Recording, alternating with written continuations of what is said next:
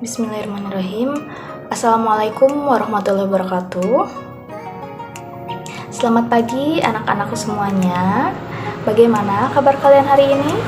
Semoga kita semua selalu diberikan kesehatan dan perlindungan oleh Allah Subhanahu wa taala. Meskipun kita masih dalam edisi pandemi, tidak ada salahnya kita harus tetap bersemangat untuk mengikuti pembelajaran meskipun kita masih menggunakan pembelajaran jarak jauh ya. Jadi kalian harus tetap semangat, belajar di rumahnya harus lebih ditingkatkan. Apabila ada hal yang kurang dimengerti atau yang ingin ditanyakan, boleh menanyakan langsung kepada guru mata pelajaran yang bersangkutan. Nah, pada pertemuan kali ini kita akan membahas tentang ciri-ciri dan kebahasaan dari teks deskripsi. Nah, kalian sudah siap untuk belajar? Ibu harapkan semuanya sudah siap untuk belajar dan kita akan mempelajari materi yang selanjutnya. Nah, untuk pembelajaran minggu ini kita akan membahas tentang ciri-ciri kebahasaan dari teks deskripsi. Ada yang sudah tahu apa saja ciri-ciri kebahasaan dari teks deskripsi itu? Mungkin kalian sudah membaca di buku paket tentang ciri-ciri kebahasaan dari teks deskripsi.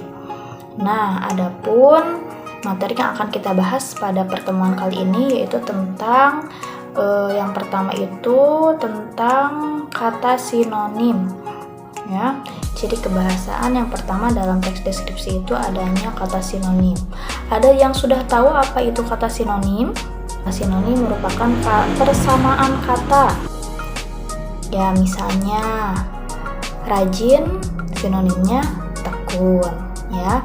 Nah, kemudian kata sinonim juga itu memiliki kata umum dan kata khusus. Ya, di buku paket halaman 25 di sana ada ciri-ciri dari kata umum dan kata khusus.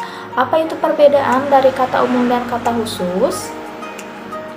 Nah, apabila kata umum merupakan kata yang secara garis besar ya, jadi lebih umum artinya. Sementara apabila kata khusus, kata yang membawahi dari kata umum tersebut ya, jadi lebih spesifik.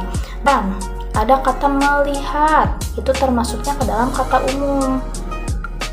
Dan kata khususnya itu ada menonton, menyaksikan, memandang. Nah, itu sama-sama melihat. Menonton kan sama melihat dengan menggunakan mata, menyaksikan juga sama, memandang juga sama dengan menggunakan mata, sama-sama melihat.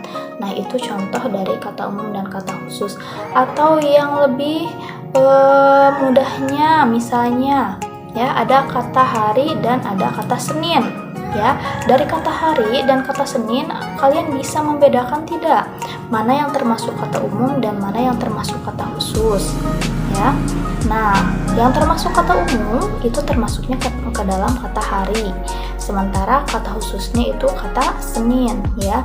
Jadi hari merupakan kata umumnya, sementara kata khususnya itu adalah Senin, Selasa, Rabu, Kamis dan seterusnya. Nah, yang kedua menggunakan kalimat perincian. Setelah minggu kemarin kalian telah mempelajari kalimat perincian dari sebuah teks deskripsi. Kalian harus menentukan kalimat perinciannya. Nah, pada pertemuan kali ini juga kita masih membahas kalimat perincian. Contohnya ya, kalimat umumnya itu ibuku orang yang sangat baik ya. Nah, itu merupakan kalimat umumnya, tetapi apabila kita perinci bagaimana sifat ibu tersebut ya, bisa kita perinci baiknya itu seperti apa. Misalnya yang pertama suka menolong, kemudian tutur katanya ramah ya, lemah lembut. Nah, itu merupakan kalimat perinciannya. Nah, bisa kalian lihat di buku paket halaman 21. Nah, ciri kebahasaan yang ketiga adanya kalimat yang seolah-olah dapat dilihat, didengar, dan dirasakan. Nah, kalian bisa melihat pada buku paket halaman 22. Di sana ada contoh dari teks deskripsi Pantai Senggigi. Di sana kalian dapat mengklasifikasikan atau mengelompokkan mana yang termasuk ke dalam kalimat yang seolah-olah dapat dilihat, dapat didengar, dan dapat dirasakan. Contohnya, kalimat yang seolah-olah dapat kita lihat, ya, pantai panjang dengan pasir putih, ya. Nah, pantai itu kan seolah-olah dapat kita lihat keberadaannya, ya.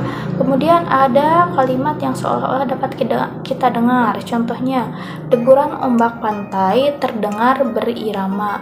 Deburan ombak itu seolah-olah dapat kita dengar, ya, karena ombak itu seolah-olah ada di dekat kita dan bisa kita dengar, ya.